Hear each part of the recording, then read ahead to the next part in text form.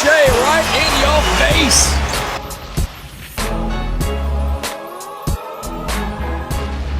Welcome back to the Faedaway podcast. This is episode number 23. This episode is brought to you by the Ball is Life podcast network. I'm your host, Fatty. I got Zaid here with me. How you doing, bro? We're good, man. We're doing well. The season's finally over. Bid you farewell, 2021 regular season. It seemed like a long season, a season filled with COVID protocol, drama. Tons of basketball. Tons of basketball. Scoring records being broken. A lot of records being broken Tons this year. Of offense was just I would say, the forefront of this of the season. Yeah, the season, absolutely. and I'd say the NBA moving forward. Exactly. So it's been a wild season. It almost feels like one big season with the bubble, just because of the small break that the players had in between. But it's finally coming to an end, man. And we've been talking about playoff picture for a bit now, for a few weeks. We had our midseason awards, so we'll revisit that as well today. So a lot of things to talk about in the league. Let's just start. Raptors season has been cut short for the first time in 7 or 8 years. It was a nice run, a hell of a run by the Raptors. Obviously, capped by that championship playoff run in 2019. We've talked and we've spoken about so many times about the development of the young guys, and we saw that all the way throughout to the end of the season. I just want to give I know we're not going to go in depth on the young guys, but Jalen Harris and Malachi Flynn have been carrying the team. Obviously, it's been losses, but Jalen showed out in Dallas. He showed out at home in Dallas. He looked a bit shaky in the beginning, but then once he got comfortable, he started to hoop, and he became the 10th Raptor, I think it was, to score 30-plus this season. And that is an NBA record. Yep. The record before that was 8. So it's honestly, you got to take that and look and see, like, okay, Raptors have a lot of guys going forward that can produce and that can play valuable roles for the team. Stanley Johnson was that 9th guy who had 30 plus this week as well. So they've got guys, they've got players, they can bring back players who can make an impact next season. I don't think that's the concern for this coming offseason. For me, the offseason is going to be all about just development of the main guys. OG, you got to get better. He had a hell of a season this season. Yep. I think out of all the Raptors, he might have had probably the best season. Obviously you're thinking relatively to where they should have played. I think OG probably had the best season out of all the Raptors. So you want him to improve. You want Fred VanVleet to just get smarter, pick his spots better, and continue to grow. Pascal, we talked about it a lot. Come back stronger, come back with more IQ, come back ready to be that guy. But the Raptors have a lot of decisions to make in the offseason. We talked about it last week with Masai and with Kyle Lowry, obviously. But there's also other parts missing on the team and spots missing, especially with Gary Trent Jr. Maybe not coming back. That might also pose to be an issue as well. But what are you looking for the Raptors this offseason and going into the next season? Yeah, I mean, like we were saying, I want to see them do something with that draft pick of theirs, whether, I mean, they have an opportunity to flip it or whether there's somebody available at that spot that they think can change things around. And the thing that makes me optimistic is, like, look at the last, few, we talked about this, right? Our draft picks are, for the most part, they're not in the top 10. Yeah. At least some of the great ones that we have are not from the top 10. So what they do with non-top 10 picks makes me confident with what they can do with the top 10 picks. So I'm excited to see, I would like to see them bring in, a valuable, either, I've had time to think about it. I know I said a wing guy, but maybe a really good big would really help. So we'll see how that goes. But I'm excited I'm just hoping they get some sort of stability next year. I'm hoping they're back in Toronto. Yes. I'm hoping that, there's some sort of fluidity to their season. And I think that, they just need not just them, we need a breather. Like, I understand we're not out there playing. I'm not saying it's physically exhausting, but emotionally, following your team in the playoffs is mentally, emotionally draining. So for us to be able to sit back and be like, of all playoffs this year, to not have a vested interest in anyone, you're just watching good basketball. Yeah, it's a great year to do that, man, because I'm excited to talk about, all the matchups coming up, but it's going to be an exciting playoff. From a Raptor perspective, I think it's just all, development, what they do in the summer. All of them should be at work right away and, hoping for the best, man. That's really all you can hope for. They have a lot of time. And it works out for Coach Nick Nurse, too, who now has some extra time to prep for the international game and coaching Team Canada. Team Canada is looking mean. They got a bunch of guys who can play. Obviously Canadian basketball has taken off through the roof as of late. Sucks to not have Jamal Murray be a part of that team, but the other guys on that team, you got RJ Barrett.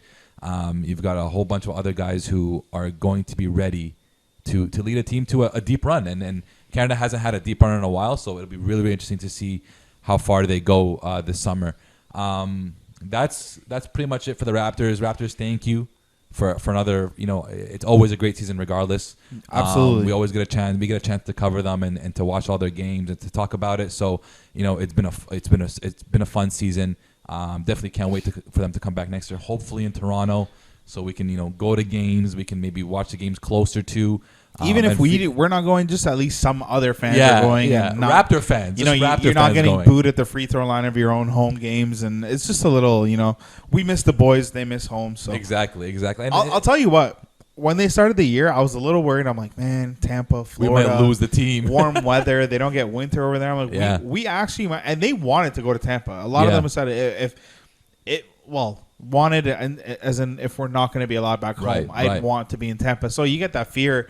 But then these guys all were like, it's not about the weather, the people, the business, like the restaurants, the food, the culture, everything is just so much better. So that was pretty cool. That was huge. Kind of puts things in perspective, considering we're all from Toronto, just down the street, right? It's huge for the city. It's huge for the culture. It's huge for the organization. Like these guys want to actually be in this city. Raptors fans weren't used to that maybe pre-2012 or pre-DeMar DeRozan, being the first guy who wanted to stay and be here. So it's huge. So we look forward to them coming back next year. Look forward to another season for next year, and hopefully a stronger season next year. And I think it's going to go that way. Absolutely. Let's talk some playoffs, brah. Play-in. Talk about play-in. The play-in tournament. Let's talk. Actually, before we do that, let's talk the last regular season day, because a couple of huge games happened that day. Yeah. And a lot of implications were in place. So first off was Charlotte and Washington. That was a huge game. I'm not sure if you got a chance to watch that game. I didn't get to watch it, but I watched highlights. Charlotte was up a good amount. I think they were up 20 in the second quarter. And Brad was having a poor shooting night. 3 for 15 at some point. Pulled his hamstring a little bit. I think he had some sort of injury. He was going all out for them. And they managed to make that comeback win. Yeah, Russ was having a hell of a game. It was slow, but he ended up with like mid-20s, obviously a triple-double. Obviously. Led them to the win. It was a great win. I'll tell you what, Ish Smith. Yes. They've loved Ish Smith all year, been electric off the bench. Every time I've seen Ish Smith, he's been a pain in somebody's butt. Like the one that he's, the team that he's playing against. So it was good to see that they got to secure the 8 seed, which means that they get 2 chances, right? So they were fighting for 8-9. Right. And actually 8-9-10 was so close that they could have fallen to 10, which is exactly what happened in Charlotte, because they dropped to 10. They didn't even drop to 9. Yep. But once you're in the 8 seed, you secure having at least 2 opportunities, because now if you lose, you get to still play for the 8 seed. So huge for Washington. And then obviously later on in the day out west, we had the Warriors and Memphis. Stephen Wardell Curry man. Jr. Wow. Just incredible. This guy had 46 points. Goodness. So not just that, he also had the scoring title on the line. Yeah. So he secured that. Congratulations. He had 46 points. He was out of his mind. He did the Baron Davis. 4 or 5 steps. He did the Baron Davis. 4 or 5 steps behind the 3, not a problem. Step backs.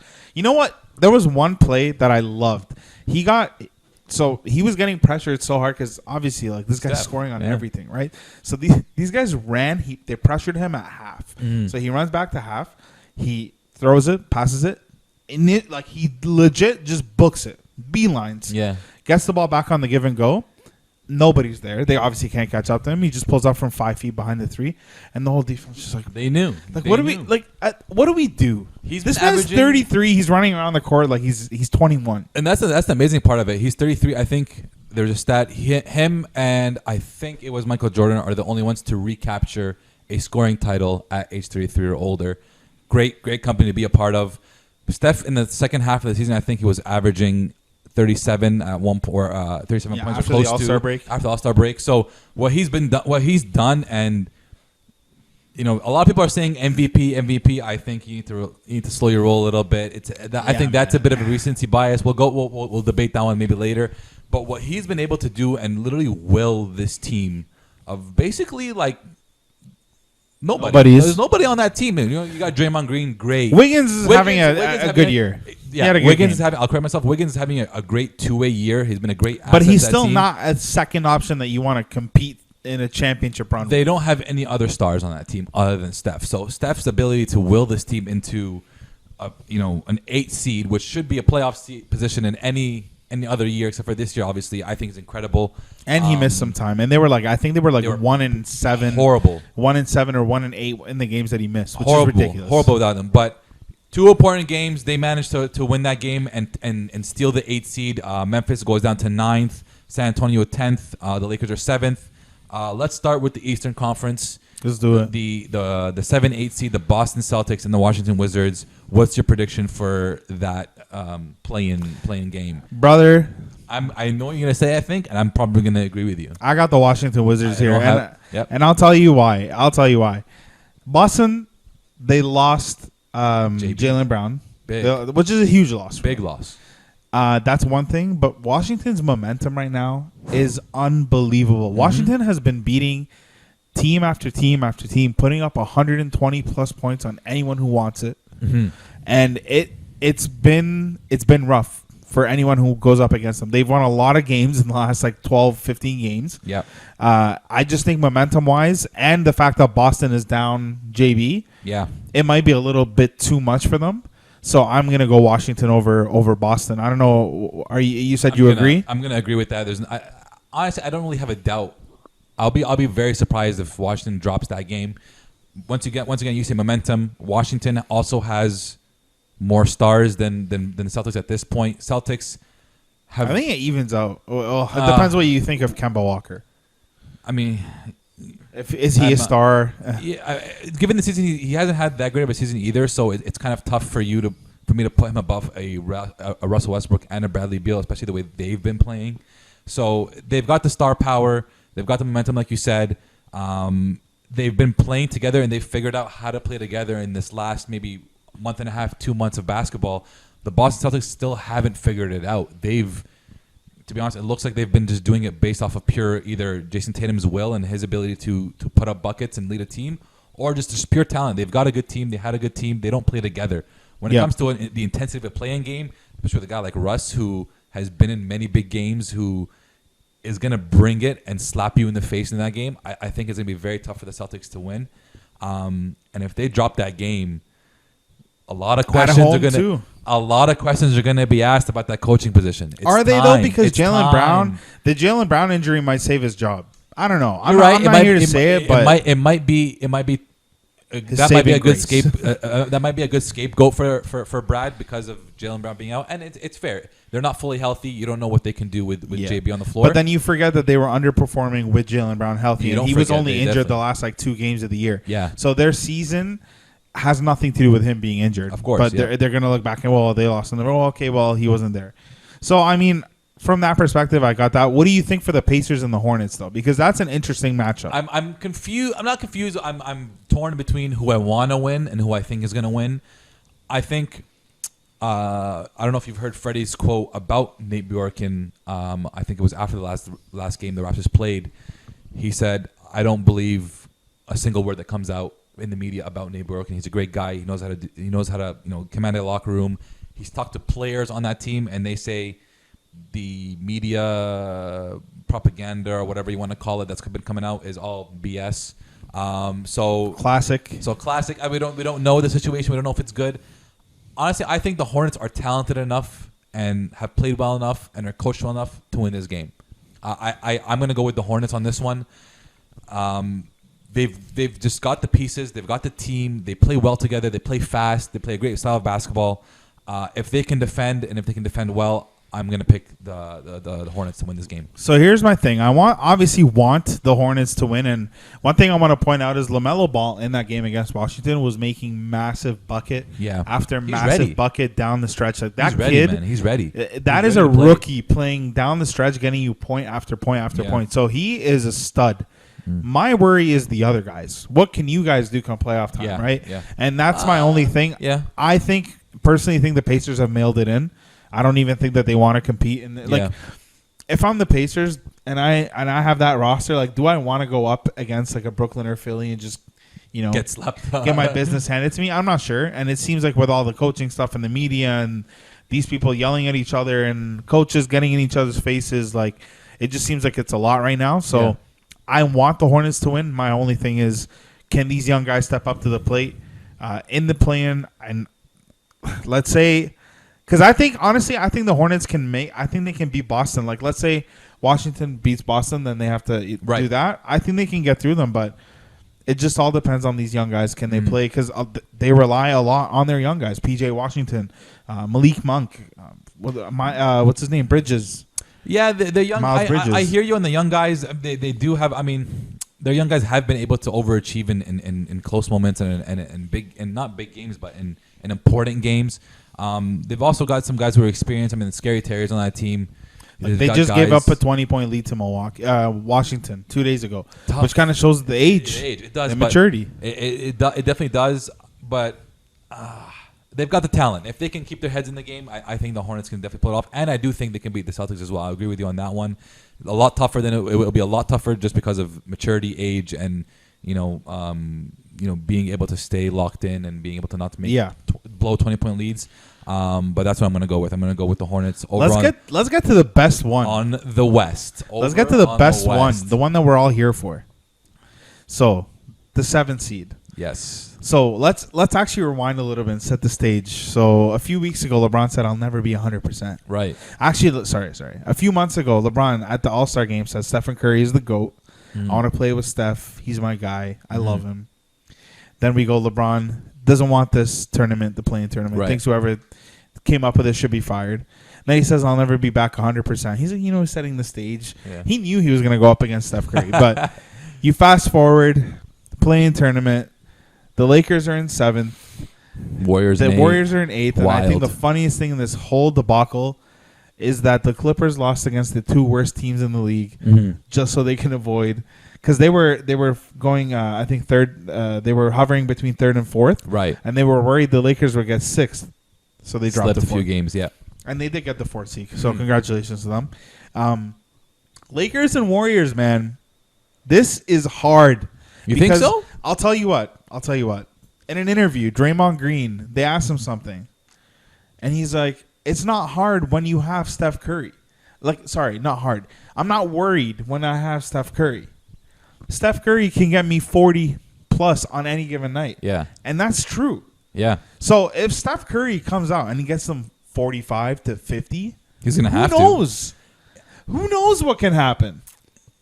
That guy's electric. I agree. And he sucks the energy out of you, so you don't even want to score anymore. I agree. I just it's very hard for me to bet on LeBron on a play-in game. And the Lakers team is just better. They just have better pieces. They have better personnel. Everyone's better than the Warriors. It's Stephen Curry. Literally, I don't think it's going to be enough. I don't think it's going to be enough. I don't think it's going to be that easy or that clear cut as they've got Steph. I do think they're both going to make it. Like the Lakers will probably beat them, and then the Warriors were. That's a more interesting. So are you going to go Warriors? No, I'm not going to go. Ultimately, if I'm betting again, I can't go against LeBron. Yeah, I'm just saying it really is the flip of a coin. Like if Steph shows up and he's torching hot. If he's torching hot, I think he can beat the teams like Memphis and San Antonio. I don't think he's going to be able to go past the Lakers and with the firepower that they have. Possessions where you never know. You never know, but that's my take. I'm going to go Lakers. I'll go Lakers too. In the 9th seed Memphis and the 10th seed San Antonio Spurs. Up in the air for me. I don't know. That one's up in the air. I want to go San Antonio because they're coached well. They're seasoned. They've got guys who can contribute. John Morant has been electric. Dylan Brooks has been great. I think he was out for the last no, he played. Stretch he played. Yeah. JV has been 20 and 10, 20 and 10, 20 and 10, 20 and 10 whenever he wants it. So it's up in the air. I'm going to pick the underdog in this case. I'm going to go San Antonio Spurs. Won't be surprised if I'm wrong on that one, but I'm going to go San Antonio. Yeah. If it is a Warriors Memphis or more San Antonio game to pick the 8th seed, I'm going to go Warriors on that one. I think they'll make that 8th seed regardless. Yeah, absolutely. I think whichever way it goes, the Warriors, I think, and the Lakers are going to make it out of the play-in tournament. Mm-hmm. I think Memphis is going to beat San Antonio. I got Ja Morant there. Yeah. And I just like Ja. I love Ja. Yeah, he's great. I want to see it happen. Mm-hmm. But it's one of those where it's like, yes, it's a toss-up, but it's a toss-up, and what's at stake is not really anything crazy because you're just going to lose. So that's my opinion on it. So play-in tournament, man, is going to run this Tuesday. So tonight, when you listen to this tonight, till Friday. Yeah. And then the playoffs start on Saturday. So we got a lot of exciting basketball coming our way this week. So some first-round matchups have already been set. Not all. Yeah. So I think it's best that we start talking about them. So let's start. Yeah, 100%. If you want to go through the East first. So the Eastern Conference, let's start. So we can't go. I think there's only 2 matchups that we can talk about. 3-6-4-5. Yeah. Yeah, 3-6-4-5, like you said. Let's go with the 4-5 right in the middle. The New York Knicks and Atlanta Hawks. I'm excited, man. That is a very exciting playoff matchup for excited, many reasons. Man. Great coaching on both ends. Nate McMillan, what he's been able to do since becoming the head coach of the Atlanta Hawks. He turned around that team from Lloyd Pierce's Atlanta Hawks. So he's been great. Tom Thibodeau, Coach of the Year candidate. There's no doubt about that. What he's done with the Knicks. This one is really, really difficult. Couple first timers here. Julius Randle, Trae Young. You can't say you can rely on veteran savviness. No one. I mean, both teams might have vets. The Knicks have Derrick Rose, which is a really good vet to have. I'm going to go Knicks. So this is an interesting one. Knicks on this one. This is an interesting one because you have top-notch defense coming up against top-notch offense. Right. And man, Atlanta's offense is electric. And somebody brought up a point in our fantasy group, and it was a pretty good point. But they said, I don't know. I think it was Carlos. He said, I don't know if New York can keep up with the offensive prowess that is Atlanta. Now, New York is an exceptional defensive team. Top 4 or 5 in the league. They are one of the better three-point shooting defense teams. And field goal percentage teams. So it's going to be very interesting. It's going to be look. When I say I'm like people think these guys, your boys love sports. Like I'm not going to sleep tonight because of how excited I am for these playoffs because it's so up in the air. Who are you choosing? Who are you choosing? If I have to put my money down, I'm going with Atlanta, bro. Really? I'm going with Atlanta, bro. They have more guys. Like they have the Gallinaris who've been there, and they have the playoffs, the Lou Williamses who've been there. Like, in the playoffs, in my opinion, the way I see it, things slow down in the playoffs. Can I rely on Reggie Bullock in the playoffs? Can I rely on Nerlens Noel in the playoffs? Derrick Rose, Julius Randle been balling. I love it, man. They've got guys. Can I rely on RJ Barrett in the playoffs? He's a very high volume guy, and he can go 3 for 20 on any night. Right, Joey? If you don't play, hey, you stole him. You stole him from me. The best thing about the Knicks is that, sure, you know what? Maybe they'll have poor shooting nights. But they can grind down and play defensively. The Atlanta Hawks, if they do have a poor shooting night, if Trae does have a poor shooting night, if somebody on that team that they heavily rely on has a poor shooting night, they don't defend that well.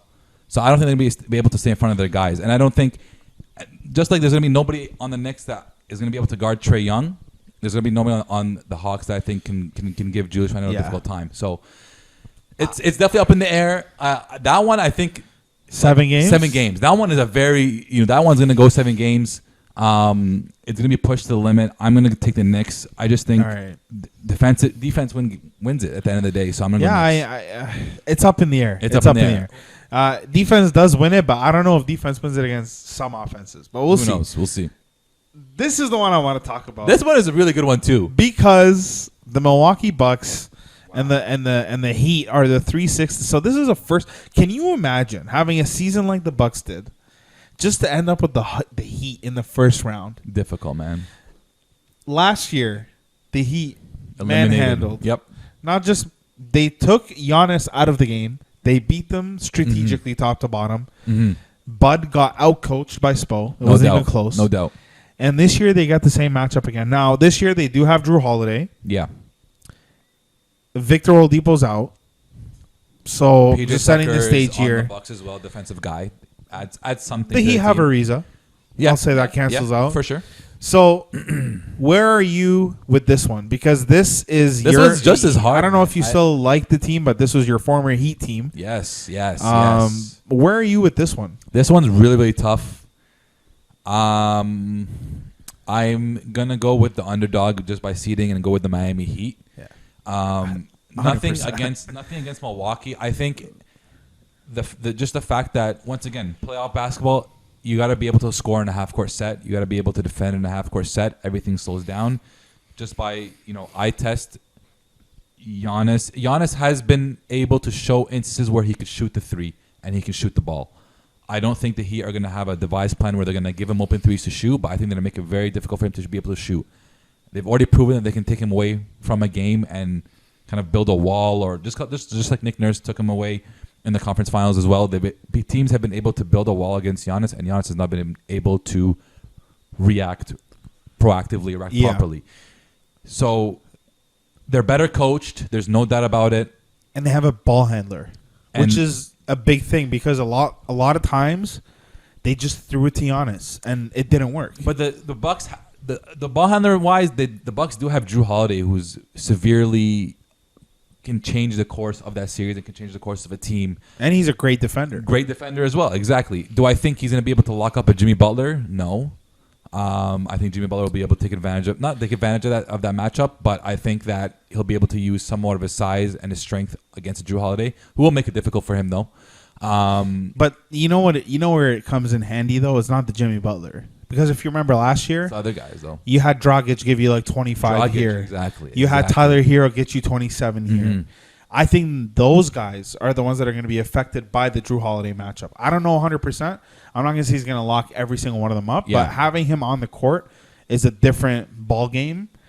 I just personally, I'm going to go with the coaching. I'm going to go with pedigree. I'm going to go with we beat you last year. We have no fear over you. Yeah, there's no. And I think that factor goes a long way because a lot of people are afraid of Giannis. He's a big dude, man. Yeah. He's massive, and he can get you 30 and 15 on any given night. For sure. But Miami looks at him as the guy who we just beat less than a year ago. So I'm going to go with And Miami pretty much has that same team intact. Just a year older. Bam made a leap this year defensively, especially. Duncan's still shooting lights out. Duncan doesn't even bring the ball down when he shoots anymore. He doesn't dribble. It's amazing what he does. So for me, and you add guys like Ariza on your team as well, who give you more defensive prowess, who can make things difficult for maybe a Chris Middleton, one of those. If they had Oladipo, I think it would have been a clear cut. Absolutely. The Heat, in my opinion, are still underseeded. I think at the sixth spot. Yeah, for sure. They had a really tough start. They had a very tough start. They had all their guys out. So for them to come in at 6, I think is very low. They're very, very good 6 seed. So another exciting one. I think that one's gonna go to. I think that one's gonna go to 6. 6? I think it's gonna go to 6. It went to 6 last year. I think it might go to 7 this year. You think 7? I don't with think travel, with home court. It definitely won't be an easy series. I do just give the edge to the Heat. Yo, I also read somewhere organization in general. I read somewhere that Milwaukee's allowing 90%. I think it was 90%. Don't quote me, but 90% attendance come playoff time. They're gonna need it.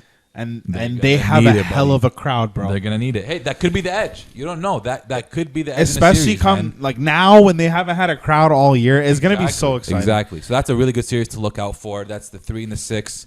Let's move it over to the Western Conference. Once again, the 4-5, the 3-6. Let's go with the 4-5, the Clippers and the Dallas Mavericks. Rematch. Who you were saying before we went on air? You can keep going with it. How the hell did Dallas end up at the 5th seed? I swear, all year you hear Luka Doncic. You know they're losing games. They're in a slump. They're hurting. The KP's injured, and then they end up 5th in the West. And it's That's tough to do, man. You see, bro. Steph Curry had this like majestic season, and they can't even get past 8th. Yeah. You know, LeBron and the Lakers are 7th, and then it almost seems like Porzingis hasn't played all year, but somehow he just finds a way to win games. Yeah. So they're in 5th right now. Yeah. Going up against the Clippers, rematch of last year's first round. Mm-hmm. KP's healthy. Dallas is looking better. They're starting to pick things up. Last year, KP did get hurt, and I thought, and a lot of people thought, Dallas looked like the better team. Yeah. This year is going to be a little different because I think the Clippers do have a chip on their shoulder much bigger than last year. Right. They have a player like Rondo, who I think can slow the game down a lot for them in the playoffs. And I just don't trust Porzingis. To be frank with you, I just don't trust Porzingis. Like, I love Luka Doncic. I love Dallas. I think they can maybe extend it to 7 if they're fully healthy. To 7, wow. Well, they went 6 last year without Porzingis. I think they can do it. I'm gonna be honest with you. I think the Clippers win this one in 5. Oh, I don't think Dallas stands a chance. I think the Clippers are really good this year, man, and I doubted them. We said that last year too. I doubted them the whole season, but I've been doubting them all season, and I've been doubting the addition of Rondo. Even you sit down and you watch them play, you watch Rondo on that team, and he just fits like a glove on that team. It's insane what he's been able to do. You add a chip on your shoulder, Paul George. If he comes up short in this playoffs, he'll never be able to show his face ever again around anywhere. So he can't play poorly. Kawhi Leonard's Kawhi Leonard. He's one of the best players in the league. That's going to happen. So I just don't think the Mavs stand a chance. Is 5 a bit too aggressive? Maybe. I think so. But I'm gonna call the Clippers in 5. That's tough, man. Yeah, I think the Clippers are going to win, but I think they can extend it. I think they can get a good series out of it. I just want to see exciting Luka Doncic. I want to see another game winner. I want to see because he had a game winner against them last year, so I want to see that again. Let's move to 3-6 Denver Portland. Again, man, like tough. Like I look at Jokic, the guy played every single game this year. Clearly the front runner for MVP. Had a fantastic season. Then Jamal Murray goes down, and then all of a sudden, the first round, you're against a red hot Portland. A guy tweeted at Dame Lillard. Yeah, I saw that. That was amazing. He's like, "Yo, I know there's 12 games left in the year, but I need you to win 10 of them, or I lose my house." That's crazy, bro. And they won 10 of their next 12 games, and they got him to 40. Yeah, he tweeted him, say less. He tweeted him before, by the way. Yeah, he just said say less. Yeah. And after he's like, show me the receipt or whatever it was. Show me the ticket. So he got the 40 wins, and it's incredible. 10 of 12 games to end the year. Dame is just red hot. I mean, talk about scoring options. You got Dame, CJ, Norm, Melo. Nurk, Cantor. Nurk and Cantor. Like, it's going to be hard. It's going to be hard. That's what's going to be the biggest matchup is Nurk and Cantor going up against Jokic. Jokic, I think, is still going to have his way. They have AG too. It's that's a very, very tough matchup. I think Portland's going to win that. It's just I want to lean towards Portland. More. I want to lean toward Portland. Not having Jamal Murray changes a lot of stuff. I know they've still been great without Jamal. But Jamal's performance last year in the playoffs and what he did to will that team time and time again, I think is what they're going to be missing. I don't think AG has that kind of will. I don't think Michael Porter has that kind of will. Facu's great. Michael Porter just had like the second most efficient season. No. He's got it. Just don't get me wrong. I'm talking about will. I'm talking about you got to have the attitude you got to have the mindset to will your team to win. I just don't think it's going to be. I don't want to go against the Nuggets, man, because they're really good. No. I might have to. Without Jamal, I don't think they stand. That's another one that goes 6 to 7 games. Can you imagine Facu going up against playoff Dame? He's gonna get destroyed. Oh. He's gonna get. He's gonna get Lil Bro'd. We've said it many times. I love Facu. Yeah, he's great, man. He's a great player. He's pesky. He's that guy you don't want. He's not gonna stop play against. Dame. I'm gonna go Portland in 6. It has to be 6. It's not gonna go 7. I'm going Portland 6. Very tough though. Honestly, if I'm wrong about any of these, I will not be surprised. Yeah. Except for the Dallas Clippers one, I'll be wrong with the number of games. But if the Mavericks pull off that upset, wow, the Clippers suck. Might need to get relegated to the G League. Kawhi's gonna come back to Toronto. You cannot show your face ever again in this league if you get Kawhi's coming back on to the first round.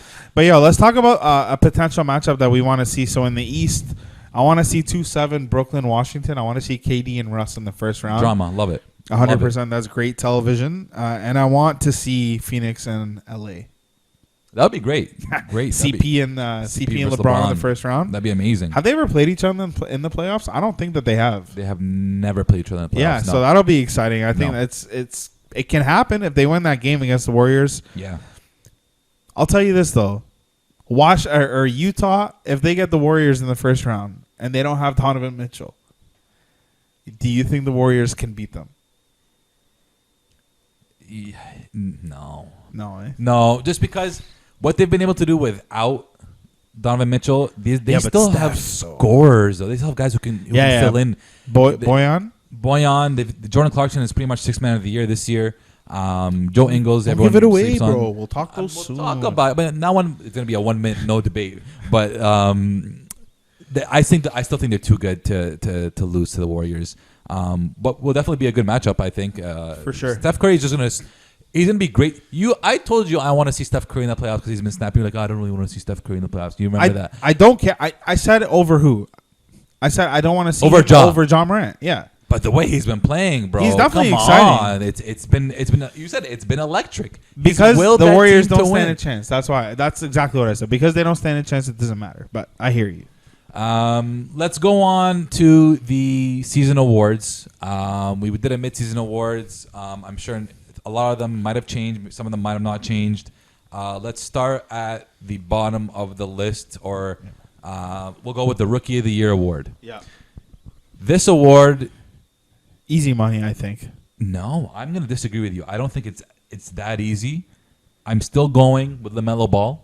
I'm sure what you're saying it's easy. It's still LaMelo Ball, but LaMelo missing 10 games, something of that nature, allowed Anthony Edwards to really flourish as a player and allowed him to take over a lot of the shine while LaMelo Ball was out. He played really well. He's been playing really well for that team. He's got a great character as well. Everyone on his team loves him. Media loves him. We always listen to his interviews. He always says something hilarious. So he's really been able to steal some of that shine from LaMelo Ball. But at the end of the day, I think LaMelo's impact on that Hornets team, how he's been playing, how box office he's been, as Stephen A. Smith would say, and then cherry on top is you're leading your team to a potential playoff berth with the play-in game. So for me, you have to give LaMelo Ball a nod. So LaMelo played 51 games. Yep. He played 21 games less. Yeah.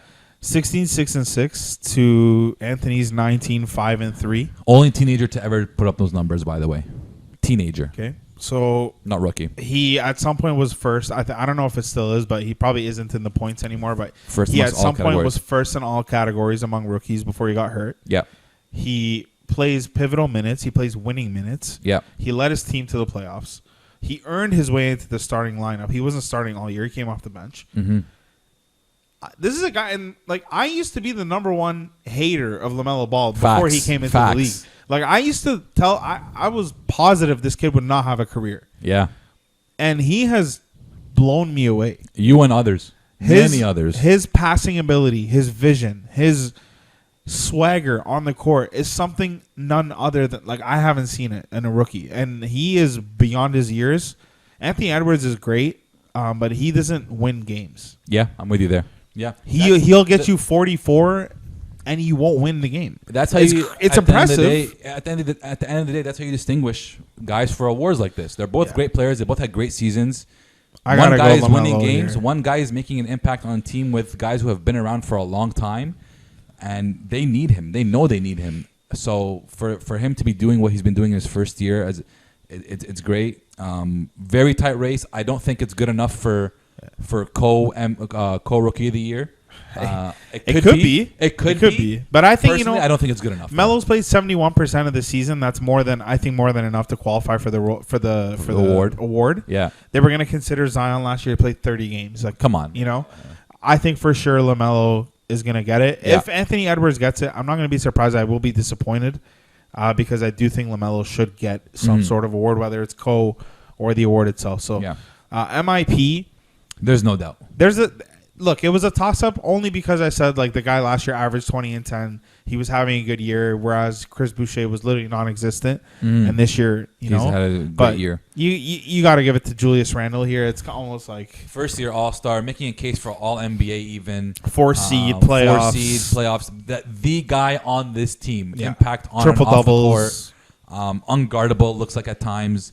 I'm so happy for Julius Randle because you, for the longest time, poo-pooed on Julius Randle. Kikied. And honestly, deservedly so. He never had good seasons. Last season, he had a much better season. Yeah. This year, he just came in a different beast. And you can tell the work he's put into the game has really helped him. And he's smarter, he's stronger, and just more skilled this year. So MIP, there's no doubt about it, goes to him. I'm looking forward to that playoff run that they're going to make. It's going to be very, very interesting, man. Very, very interesting. For sure. Sixth man. Who you got? I alluded to it earlier. It's too easy, that Jordan one. Clarkson has had a hell of a year on a very, very good team. It's not easy to have. Averaging 26 minutes a game, and in those 26 minutes, 17.5 points, 2.3 assists, and 4 rebounds, shooting 42% from the field. He's just a hooper. He's just one of those guys who he's like a Lou Will kind of guy. Bucket. He gets in the game, he's gonna get you a bucket. And honestly, he's not that bad of a defender. He can really move with guys. He can really put the clamps on guys when he needs to. The impact he's had on this Jazz team has been remarkable. I feel like there wasn't really competition for this award. Who else is there? There wasn't many guys that were great six men this year, in my opinion. Montrezl Harrell and Dennis Schroeder, those guys were the front runners last year. They've both kind of taken a. I feel like because of COVID, so many people hover in and out of the starting lineup that there isn't a true six man other than Jordan Clarkson, and he's rocked the role. So it's not like one of those where you're giving it to him out of default. No, he's earned that. Yeah. So we're gonna go with Jordan Clarkson. Yeah, unanimous there. I think it'll be a unanimous award too. Can you imagine? That'd be cool. Defensive Player of the Year, man. I don't know what I think about this award really, because every time I pick someone and then they award somebody else, like they'll award somebody, like, what is this? Like, what is it? What is it was based off of? You know what I mean? Like, you gotta go with one of the Sixers guys, whether it's gonna be Joel Embiid or Ben Simmons, only because they both wanted it all year long. It's all about narratives. Excuse me. They have one of the best defenses in the league, and they have the best team in the East. So I don't know. It's either Ben Simmons or Rudy Gobert. I'm gonna go Ben Simmons. It's either Ben Simmons or Rudy Gobert. Rudy Gobert has the stats to back it up. I'm gonna go Ben Simmons. That's me. That's you. I'm gonna go Ben Simmons as well. Yeah. I think either way, it's either Ben or Rudy. Rudy has the stats to back it up. Great rebounder, great shot blocker, great shot alterer. He's known for his presence inside. He's massive. Yeah. But he just won the award too many times. We don't really care anymore. But like you said, a lot of times these awards become narratives. Rudy Gobert, we're bored of it. Ben Simmons wanted it. Draymond spoke it into existence when he won it. It just happens. So Ben Simmons, congratulations, you spoke it into existence. And he's earning it, man. And he's a good defender. He's a great defender. So he is a forward playing point guard, so it's kind of rigged. Yeah, it's written there for it to be this good. Not easy to guard all five and be able to guard all five well. That's to fair. Be a catalyst on the defensive end for your team, and they're the number one seed, so that his defense definitely does help them win games and propel them to be a better team. So that's fair. For that award, Ben Simmons, congratulations. We give it to you. Okay, next, Coach of the Year. This one's going to be a bit of a toss-up, I feel. Can we name all the people that we think are great candidates? Because there's many. Not Steve Nash. Steve Nash, just based off of the team record, I agree, not Steve Nash. Not Steve Nash. I'm good with that. Doc Rivers, 100%. Doc Rivers. Monty Williams. Quinn Snyder. Tom Thibodeau. That's four solid candidates right there. Other than that, would you consider Mike Malone? I will consider Mike Malone. Late second tier kind of guy, but those four guys we just named, it's tough to pick between those four guys. Each of them brings something different. 4 or 5? 4. Okay. Because we didn't say Steve Nash. Each of those 4 guys, their team brings something different to the table. They bring a different narrative to the table. They made drastic changes to their team, and they were still able to win. Who are you going to go with? Monty Williams. I know you were going to go Monty Williams. I knew it. It's tough, man. Make your case. But make your case for Monty. Okay, I'll make the case for Monty. So the Phoenix Suns were the laughing stock of the league. The Phoenix Suns could not hold down a head coach. They hired and fired, and then this guy came in, and all of a sudden now the franchise is stable. We put James Jones here. We put crazy. Well done by Monty James Jones, Monty Williams in the head coach, and Sarver's put in his place. Yeah, and now we get CP. We have all these young guys are flourishing. They're panning out, and it looks great. You took them from a non-existent team to a team that at one point had the best record in the league. You finished second in the West. Yeah. I think it's no question the turnaround season to season. I got to go Phoenix, man.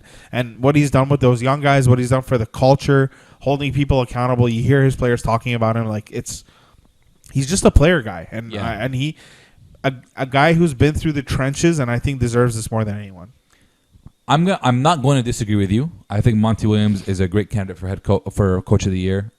Great, everyone's talked about how great of a person he is, so there's no doubt about that. I'm going to make the case for Tom Thibodeau. Very similar to Monty Williams' case. Took a team that's a laughing stock of the league, turned them around in the span of a year. Crap owner too. Crap owner. Everything got kind of. Sorry, Jim. All of management got put in their place. They brought in Tom Thibodeau. He made this team the way he wanted to make it. Fourth ranked defense in the league. They're number one in opponent field goal percentage, opponent points against, opponent 3-point percentage against. They're number one in a lot of defensive categories. The way he's had that team buy in to his defensive system, his offensive system, the way he's got them playing as a team, the way he's bonded with Julius Randle, and you went from pretty much not only my debate here will be the Suns last year showed signs that they could be a great team. They had that 8-game winning streak at the end of the bubble that really showed that they could be a good team. The Knicks were crap all the way until last year. They were nowhere to be found in the standings last year. So the turnaround that Tom Thibodeau has done, and to have guys talk about Tom Thibodeau this way when he's known to be a guy who runs his guy into the ground, who is tough in practice, who's always tough on his guys, it's a great change for Tom Thibodeau and a great change for his narrative and his reputation. Yeah.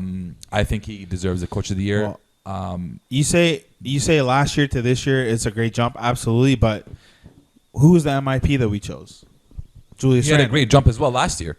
But this year it's different, and this year he's carrying. So yeah, I'm saying Thibodeau absolutely. But when I look at Monty, Book was Book last year. He got CP at 36 years old. He fit him in the system. Come on, I still think it's system, man. There's still young guys. There's still a lot of young guys. They rely on DeAndre Ayton. They rely on Mikal Bridges. They rely on all these other young guys. Cam CP3, in my opinion, at 36 years old is not a good enough excuse. Just because the very last year he took a team with less than 1% chance to make the playoffs and took them into the playoffs. So yeah, but they weren't the second seed, best team in the league. But you're inheriting a basically a transcendent point guard, one of the top 10. You can maybe argue top 5 point guards. Sure, in NBA yeah, history. I know he's great, absolutely. And they have a previous relationship. Chris Paul also has a lot of issues with his coaches, so. But he has a previous relationship with Monty, though. Not with Monty, so you can go either way. I'm not gonna say you can't go Monty. Monty's a great choice, but I will go against your CP3. Him inheriting CP3 and Julius Randle becoming an all-star, I think should cancel out. And I think that's being generous too. Fine. All right. So we're gonna go. I'm gonna go Tom Thibodeau. You're gonna go Monty Williams. With Monty, yeah. There's no wrong answer for this one. If it's those two or even those four guys. Doc Rivers. If it's Doc Rivers, deserves it as well. So if it's Quinn Snyder, he deserves one too. So there's no wrong answer there. He's always been like the second or third guy forever, right? Yeah. Quinn Snyder. Yeah. Let's talk about the last award and the most important one, and that is the MVP award. I'm just gonna save all the talk for me. It's Nemanja, buddy. Wow, I'm thinking a different sport. It's Nikola Jokic for me. He's played all the games. He's played double the minutes that Embiid has played. He's averaged near triple-double. They're third in the West, and they lost their best player, or they lost their point guard, who's their second best player, and they continued to win like it was nobody's business. Mm-hmm. I'm going to go Jokic. I'm going to add on to your Jokic argument. Shooting 57% from the field, 39% from three, which is not bad at all for a 7-footer. We have never seen a big be able to do what Jokic has been able to do. His ability to pass, his ability to make plays for others, his ability to score, his ability to rebound. It has not been seen before. Giannis was great. The last 2 years. Can't make, can't pass the way Jokic can. It's incredible to watch, and you love to see it because Jokic put in a lot of work and dropped a lot of weight to be able to play at this level. And for him to be able to lead his team despite Jamal Murray being down as well, I don't think it should be a question. I think it should be Jokic. You can give it to Giannis. Giannis had a great season, 28 points, 11 rebounds. Once again, we're bored of that narrative, so we'll toss that one out. Joel Embiid is probably going to be the runner-up. First in the East, which is a he would have got it if he didn't get hurt. He got hurt. That's only played 51 games, averaged 29 and just under 11 rebounds a game. Shot 51% from the field, 37 from three. Not as good as Jokic, but led his team to the first seed in the Eastern Conference. Yeah. Great season for him. If he didn't get injured, like you said, I think he would have ended up running away with it. But Jokic was able to run away with it during that time. So for me, it's Jokic. For you, it's Jokic. How do you feel about Steph Curry and some players? LeBron said it. John Morant said it, saying that this should be the MVP. Yeah, I know. It's cute. It's cute. it's a lot of love being shown, but they're the 8th seed. He's playing in the play-in. I think you got to reward winning when you talk MVP, and unfortunately, his team is just not good enough. Yeah. And Jokic's team is good enough. So, for me, it's one of those like, okay, man. It's cute. Next. Nice. And with that being said, that's all we got for you in terms of NBA basketball today.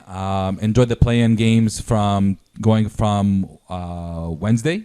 Tuesday to tonight to Friday, and then the first day of the playoffs of the first round going on Saturday, May 22nd. Enjoy all the first round matchups. It's going to be an exciting matchup this year. Absolutely, and you know where to find us, baby. Spotify, Apple Podcasts, Google Podcasts, YouTube, Facebook, Twitter. I don't know, Instagram, wherever you go to send the DMs, you can find us. Make sure you like, subscribe, and follow everywhere. And comment, everything. So we'll see you guys next week.